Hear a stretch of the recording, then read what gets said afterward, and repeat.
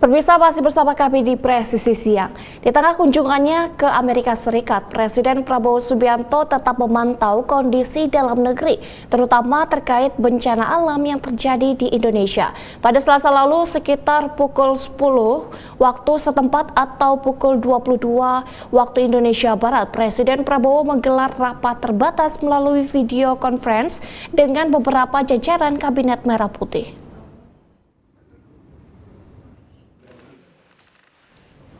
Dalam pengantarnya, Presiden Prabowo meminta para menteri dan pejabat terkait untuk memberikan laporan terkait pengembangan penanganan bencana erupsi Gunung Lewotobi Laki-Laki di Flores Timur, Nusa Tenggara Timur. Di sisi lain, Menteri Koordinator Bidang Pembangunan Manusia dan Kebudayaan Pratikno menyampaikan bahwa tim gabungan yang meliputi BNPB, Kementerian Sosial, TNI Polri, serta pemerintah daerah telah berkoordinasi dan melakukan langkah-langkah penyelamatan dan evakuasi sejak erupsi pertama. Hingga saat ini dilaporkan lebih dari 13.000 warga telah mengungsi ke lokasi yang lebih aman guna menghindari dampak erupsi. Dalam rapat ini, Menteri Luar Negeri Sugiono dan Sekretaris Kabinet Teddy Indrawijaya turut mendampingi Presiden Prabowo. Rapat ini menjadi bukti komitmen Presiden Prabowo dalam menangani bencana secara responsif meskipun berada jauh dari tanah air. Menteri Prabowo juga ingin memastikan bahwa koordinasi pemerintah pusat dan daerah tetap berjalan optimal dalam penanggulangan situasi darurat di Indonesia.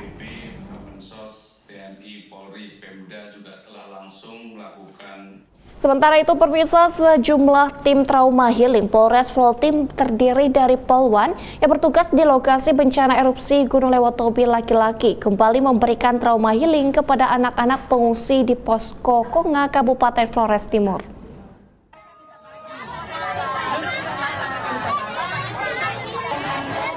Kali ini kegiatan trauma healing dipimpin Kapolres Flores Timur AKBP Nyoman Putra Sandita dan juga Ibu Ketua Bayangkari Cabang Vlottim. Dalam giat ini, tim trauma healing Polres Vlottim berbaur memberikan penguatan psikososial kepada anak-anak di pengungsian. Kapolres mengatakan bahwa pemberian trauma healing bagi anak-anak korban bencana alam sangat penting sehingga mereka tetap memiliki semangat meskipun berada di lokasi pengungsian. Ia menambahkan bahwa anak-anak pengungsi di posko ini selama beberapa hari ini dilingkupi perasaan cemas dan panik akibat erupsi Gunung Lewotobi Laki-Laki. Karenanya anak-anak diajak untuk bergembira dalam kegiatan trauma healing dengan bermain bersama, bernyanyi hingga bermain kuis. Kegiatan ini membawa tawa dan kebahagiaan tidak hanya bagi anak-anak usia TK, SD hingga SMP, tetapi juga melibatkan para orang tua yang turut larut dalam kegembiraan. Kapolres menyebut kegiatan ini merupakan bentuk kepedulian Polri terhadap warga yang terdampak erupsi. Kami memberikan permainan-permainan, ada kuis, game. Kami memberikan himbauan-himbauan, kemudian mengajak anak-anak ini agar tetap semangat walaupun tinggal di pengungsian, setidaknya bisa menghilangkan rasa trauma ketika terjadi erupsi Gunung Lewotobi Laki-Laki pada hari Senin.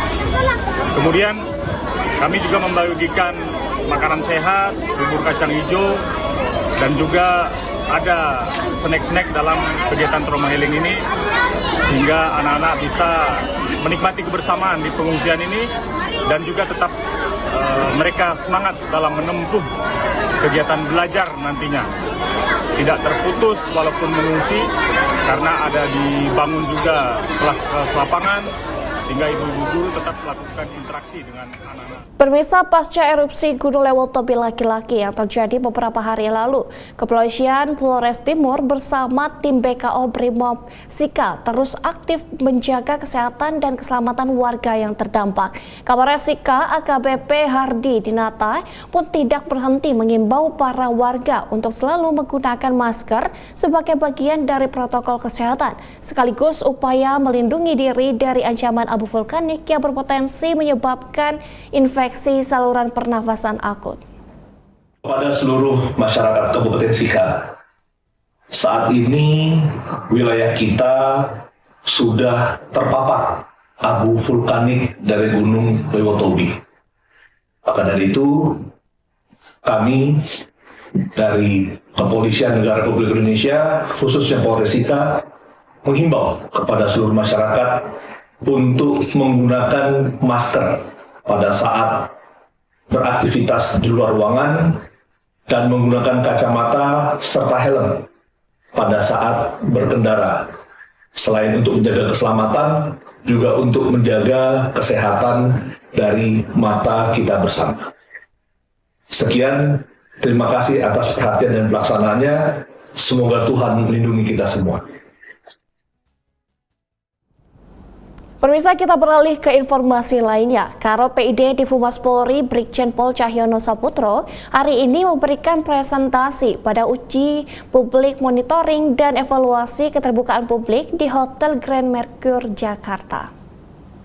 Menjabarkan sedikit presentasi kami terkait dengan holding dan OEK. Presentasi uji publik oleh Karo PID ini dilakukan sebagai bagian dari tahapan monitoring dan evaluasi Badan Publik yang dilakukan oleh Komisi Informasi Pusat Republik Indonesia. Acara ini sekaligus dalam rangka optimalisasi pengawasan atas pemenuhan hak masyarakat terhadap akses informasi publik. Presentasi uji publik ini merupakan tahap ketiga bagi Humas Polri setelah sebelumnya melalui tahapan evaluasi dan pengisian kuesioner. Sesudah melalui tahapan presentasi uji publik ini, Polri kemudian akan mengikuti tahapan selanjutnya, yaitu visitasi dari Komisi Informasi Pusat. Visitasi oleh Komisi Informasi Pusat nantinya akan menjadi tahapan akhir proses monitoring dan evaluasi pada penganugerahan badan publik. Ini membuktikan bahwa Polri merupakan salah satu badan publik yang memang mempunyai layanan keterbukaan terhadap layanan informasi publik. Hal-hal yang kita tonjolkan terhadap adalah aplikasi ataupun layanan Polri yang sudah kita buat, kemudian kita sampaikan, dan ini juga sangat bermanfaat bagi masyarakat. Tadi keterbermanfaatannya cukup banyak di Polri, seperti layanan di lalu lintas, kemudian kita juga punya layanan di Propam, terus Barreskrim maupun layanan di Intel maupun kesehatan. Termasuk di sisi Humas Polri juga kita punya portal Humas. Itulah yang hal-hal itu yang kita tonjolkan di dalam tadi. Dan pemirsa, untuk mengetahui informasi selengkapnya, kita telah terhubung dengan reporter Faris Hasni di Kemayoran, Jakarta Pusat. Ya Faris, apakah presentasi uji publik oleh Divisi Humas Polri masih berlangsung? Baik, rekan Joyce dan pemirsa, presentasi uji publik oleh Polri hari ini baru saja berakhir. Tadi presentasi dilakukan secara langsung oleh Karo PID Divisi Humas Polri di Informasi Pusat. Proses ini adalah proses presentasi yang dilakukan oleh Karo PID, tentunya merupakan bagian dari proses monitoring dan evaluasi keterbukaan badan publik tahun 2024 yang tahun ini diikuti oleh Polri. Selain Polri, proses evaluasi atau presentasi pada hari ini juga diikuti oleh kementerian lembaga, kemudian ada pemerintah provinsi, badan usaha milik negara, kemudian ada perguruan tinggi negeri serta partai politik. Pada hari ini, yaitu tahapan presentasi ini merupakan bagian dari sejumlah tahapan yang sudah dilakukan dan akan terus dilakukan, di mana ada beberapa tahapan mulai dari sosialisasi, kemudian pengisian kuesioner yang sudah dilakukan oleh Polri, kemudian presentasi yang hari ini dilakukan oleh Brigjen Pol Cahyono Saputro. Kemudian ada juga dalam proses berikutnya, yaitu visitasi dan penganugerahan badan publik yang nanti akan dilakukan oleh Komisi Informasi Pusat tentunya. Dalam pemaparannya tadi, Brigjen Pol Cahyono menjelaskan sejumlah manfaat dari keterbukaan informasi publik yang dilakukan oleh Polri. Di antaranya yaitu mendorong partisipasi masyarakat. Ini penting di mana Polri terus berupaya mengajak masyarakat berpartisipasi dalam menjaga keamanan dan ketertiban di masyarakat tentunya. Kemudian manfaat keterbukaan informasi publik oleh Polri lainnya adalah transparansi proses penegakan hukum, di mana Polri terus akan memberikan informasi kepada publik bagaimana setiap setiap proses hukum yang sedang berlangsung atau sedang dijalankan oleh aparat penegak hukum Polri tentunya. Kemudian manfaat keterbukaan lainnya yang dilakukan oleh Polri yaitu meningkatkan kualitas kepercayaan publik, di mana hal ini adalah tujuan utama Polri, yaitu meningkatkan kepercayaan publik kepada Polri tentunya, di mana kita ketahui survei kepuasan kinerja Polri yang dilakukan oleh Litbang Kompas hingga saat ini menunjukkan pada angka 87,8%, di mana Polri mendapat kepercayaan yang sangat tinggi dari publik. Hal lain yang menjadi manfaat keterbukaan informasi publik oleh Polri diantaranya yaitu meningkatkan kepercayaan publik yang menjadi tujuan utama dari apa yang dilaksanakan menjadi kerja kepolisian tentunya dalam proses penegakan hukum, serta terakhir yaitu terciptanya keamanan ketertiban di masyarakat. Ini merupakan tujuan utama Polri, di mana dalam setiap langkah-langkahnya, setiap pemberian informasi terkait proses hukum, terkait apa yang akan menjadi operasi kepolisian selalu dijabarkan dan selalu diinformasikan kepada publik, sehingga masyarakat tentunya menjadi tahu apa langkah yang sedang dilakukan oleh Polri. Jadi keterbukaan publik atau keterbukaan informasi sudah dijalankan oleh Polri tentunya sejak lama dan akan terus dikembangkan, dan hal ini tentunya tadi sudah mendapatkan apresiasi dari salah satu komisioner Komisi Informasi Pusat, dan langkah Polri tentunya diharapkan dapat terus dipertahankan bahkan ditingkatkan. Joyce, kembali kepada Anda di studio, silahkan. Ya, terima kasih Faris atas laporan Anda. Selamat kembali bertugas.